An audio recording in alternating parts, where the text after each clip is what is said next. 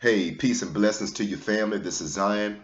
Listen, I want you to like this, hit the subscribe button that's below, comment if you will, share it with your family, friends, co-workers, etc. I just want to get right into it. Have you ever gone to an event, to a venue, to a church conference, to a gospel explosion, to a bar, to a restaurant, to a party, whatever? You fill in the blank, a cruise, where you saw a male or female um, in your full view with this on, a wedding ring or wedding band, and then moments later, there is no ring. You're not seeing things. You know exactly what you saw. You saw an individual that clearly had an outward indication that they were off the market, an outward indication, a visible indication that they were taken. Now, all of a sudden, that individual clearly represents the polar opposite of that. Now, a wedding ring, a wedding band, and this is just for prop purposes. I haven't ran off and eloped or anything like that, but just to really drive home a visual point and really make it clear that this is only an outward expression of an inward reality. This is not minimized at all. It has its place.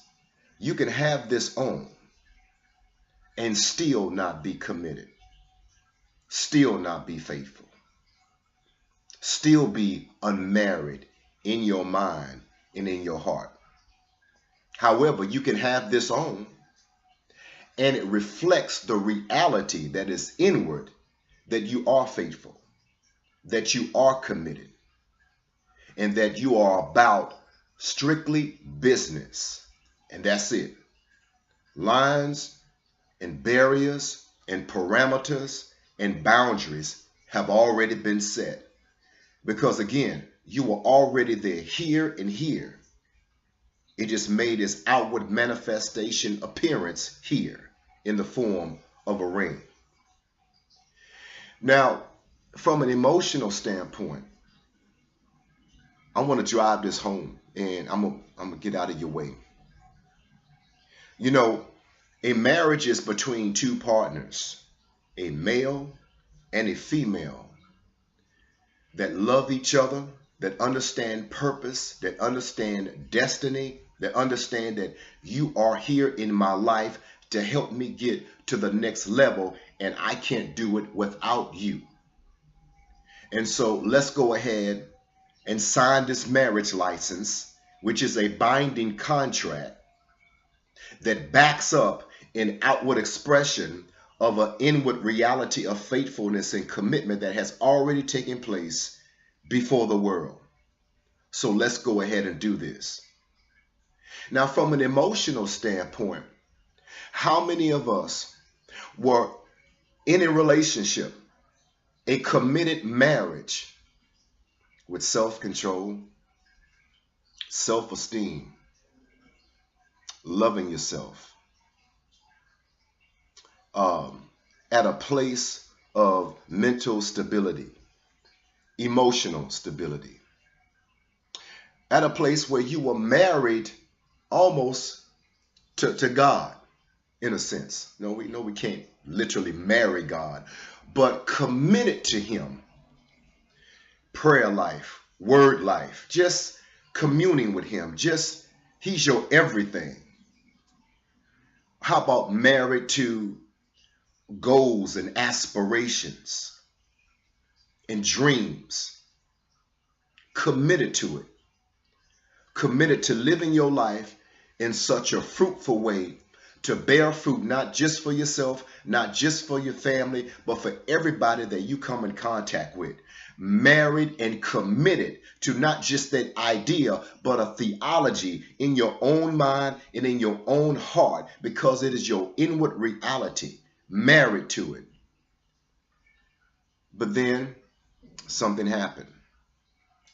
A disruption in plans, an interference in your life, a tragedy, a setback, an adversity. a demonic intrusion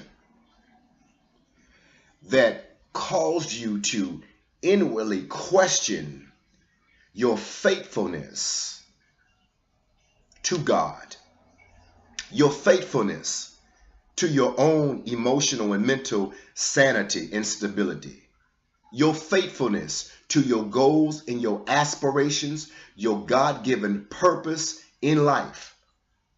And before long, you have this on that represent that you are already off the market, that you are already focused and committed and faithful, laser focused. But because of the disruption, because of the intrusion or the invasion that shook you to your core, it caused you to question yourself and to question your God.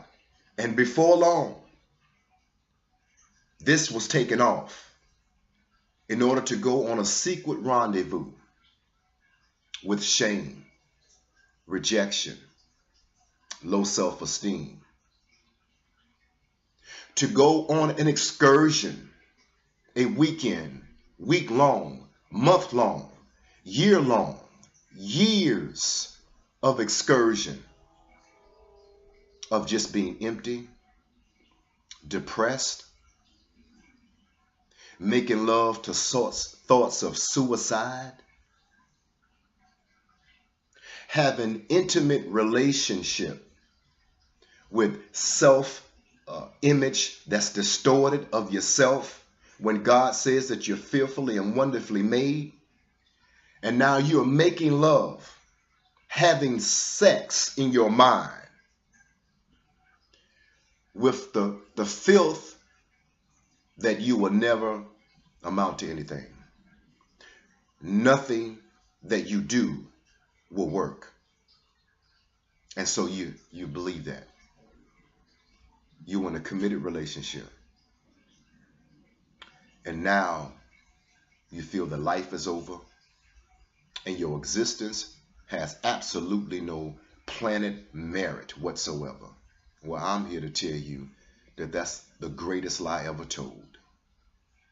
The Bible clearly says in Jeremiah around 3:14, where he compels Israel to come back to him because he's married to her.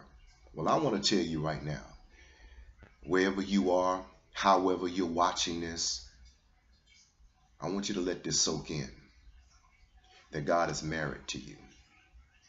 And everything that he has told you in life, and every prophecy that's been spoken over your life, every plan, every purpose, every agenda, every goal, it will come to pass only if you believe the reality in here, so that you can once again become committed to it, committed to self-control, committed to your future, committed to your own peace, your own joy, your own happiness, committed to your plans and your dreams and your purposes that God has placed in you, that he delights in, and you delight in yourself. No more secret rendezvous with shame. No more weekend excursions, week-long, year-long excursions with doing absolutely nothing with your life and producing no fruit. God is calling you back to him, to a place of faithfulness, a place of purpose, because this is your time to move forward and get out that ungodly bed of negative thinking and a depraved thought life.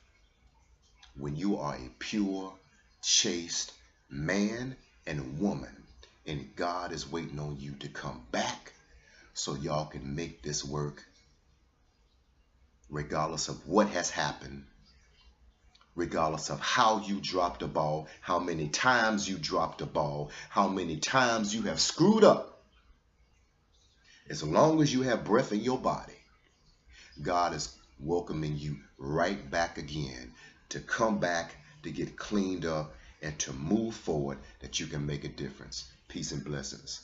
Love you to life.